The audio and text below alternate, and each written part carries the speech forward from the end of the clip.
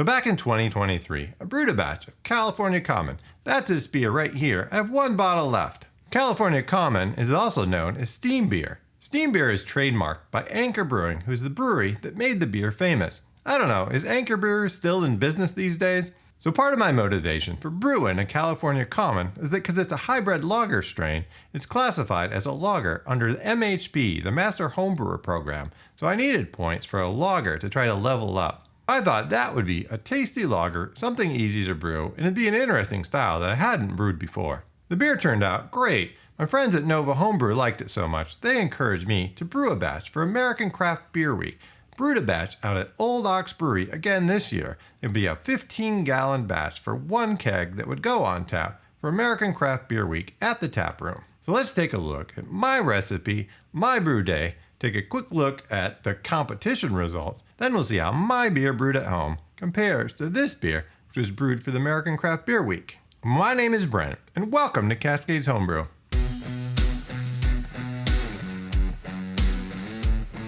I started off my brewing day getting out my trusty barley crusher mill. Oh wait, I had just picked up this lightly used Kegco mill earlier in the week. It's a nice looking mill, it seems to be in pretty good shape. There's no need to mess with figuring out how to set the rollers before starting a brew, right? Well, that might come back to haunt me. So I'm calling this beer Mariposa Street. It's after the address of that brewery in San Francisco. The beer style is California Common, 19B. I'm brewing a 5.5-gallon batch, or 21 liters, targeting 5 gallons into the keg. Bitterness calculated at 38 IBUs, color 9.6 SRM. I calculated the recipe around a 75% efficiency. That would have given me an original gravity, 1050, predicted final gravity of 1013, would give me a 4.9% ABV beer. The grain bill on this one's pretty simple, pretty kind of standard for the style, so the majority of it, about 87%, is a 2-row malt. And then there's about 10% of a Crystal 40. Back in 2022, when I was at HomebrewCon, I got this 4-ounce pack of Breeze Extra Special Malt. It kind of felt like it would be a good use for that malt, so I used that in this batch as well. So I won't go into too much detail here, but I had some issues getting my mill gap set. That led to a fairly poor crush, which kind of led to some poor efficiency in this batch, which I ended up adding a little extract and sugar then into the fermenter to make up for that. Since then, I've invested some time understanding how to set the gap on this 3-roller mill, so since then I've been very happy with the performance and the crush I've been getting. So I calculated I need 7.5 gallons or about 28.5 liters of tap water for this. To that, I add 2.5 milliliters of lactic acid, 2 grams of gypsum, 1 gram of calcium chloride, and then 2.25 grams of Oxblox 3D.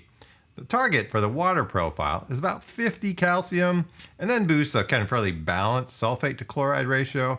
Calculate sulfate of 69, chloride of 57.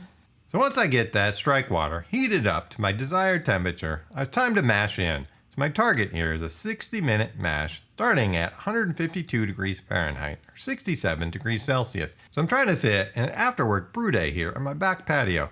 It's already starting to get kind of dark, but these shop lights, well, they help a little bit. For removing and draining the grain bag, it's time to heat the wort up to a boil. I decided to go with just a 30-minute boil, so at the start of that 30-minute boil, I add 1 ounce of Northern Brewer hops to give about 22.5 IBUs. Then, with 10 minutes left in the boil, add my 1 tablet of Werflock, another 1 ounce of Northern Brewer, this time giving me out 12 IBUs, and then also some yeast nutrient. At flame out, then I add another 1 ounce or 28 grams of Northern Brewer hops. This one gives me about 3.5 IBUs. My groundwater is fairly cool this time of year, but after a while I switched over to recirculating ice water to try to get me all the way down to my target pitching temps, around 60 degrees Fahrenheit or 16 degrees Celsius. Then it's time to pitch the yeast. I decided to use the Imperial Cable Car. I used 1 package and I spun it up in a 1.5 liter starter to make sure I had plenty of yeast for this batch. I mentioned I had some problems setting the gap on my mill. I missed my target gravity by about 6 points, so I measured 1044, where my target was 1050. I could have just let that ride, but decided to add 6 ounces of DME and 6 ounces of table sugar. That would get me back up pretty close to my target gravity. So cable car is technically a lager strain, but the general idea is to ferment kind of the upper end of the lager strain or maybe the low end of the ale strains. So I started out my fermentation around 60 degrees Fahrenheit, 15.6 degrees Celsius. And then after fermentation started slow, which was really only on day 4, then I ramped it up over 2 days to 68 degrees Fahrenheit to let it finish out. And then on day 11, I figured it was good enough to go ahead and keg. So this is a style. This technique, you're supposed to lager it before serving. Well, it usually takes me several months to go through a 5-gallon keg, so I figured this one would have plenty of time to lager in the keg in my kegerator cold. Looking at the actual stats, so my efficiency, I said, came in a little bit low, 68%, which isn't too bad, but it was lower than I planned. So I added that sugar to boost it up. So that boosted up after I added the sugar, 1050. Attenuation came in around 71% with a final gravity of 1014. That gave me an ABV of 4.8%, which was really close to what I was looking for. Before I dig into it and give you my feedback, let me give you just a little bit of what that feedback I got from my competition entries. So I put this beer into 2 different competitions. In one, I scored a 22.5. So in my book, that's a pretty low score. I usually think about 30 is kind of that threshold to get a good beer. Well, I heard from several other people from this competition that their beers were scoring maybe 10 points lower than what they had in other competitions. So it kind of seemed like this competition was maybe they'll just kind of stingy with points. So maybe the beer really got like a 30, but it scored a 22.5. There was some feedback about some astringency. I didn't really get that astringency in mine, but it's generally fairly positive feedback. But then in another competition, I scored a 40.5. Well, that's quite different.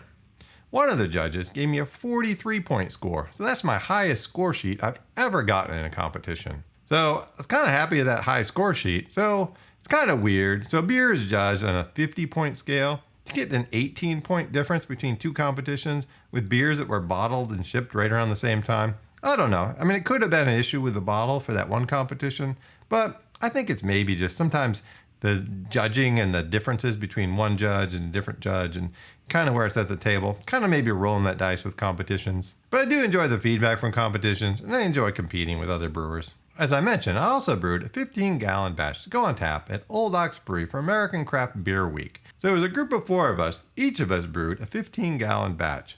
One would go on tap Wednesday through Saturday for American Craft Beer Week. We used my friend Carl's really nice system from Ruby Street.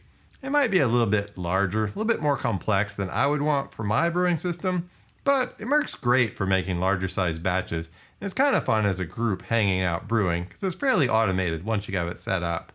So I ended up getting higher efficiency with that system. So the beer came in at 5.5% ABV. I didn't need to add sugar to that one. So here's the beer that I brewed at American Craft Beer Week at Old Ox. I've been drinking it. I got a growler. The growler's been in the fridge for a good 2 weeks now, I guess. Been trying to find some time to make this video. The beer, so it seems like it's pretty fresh. It's not, could use a little, probably lost a little bit of carbonation. Definitely looks clear. I think the beer when it was on tap at Old Ox was a little bit hazy. We had about 4 weeks between brew day before it went on tap. But I think people were happy with the beer, although I think it ended up being the last one to kick out of all the beers. I don't know. I guess people like the other beers better. I mean, it just could be the name, a common beer. Why would somebody order a common beer? Well, let me go ahead and open up this bottle. See how it's held up in the bottle for, 6 months now? Didn't get much hiss when I opened it. Guess it's a fairly high fill, though. Should be very pretty. Nice carbonation. A little better head than the other one.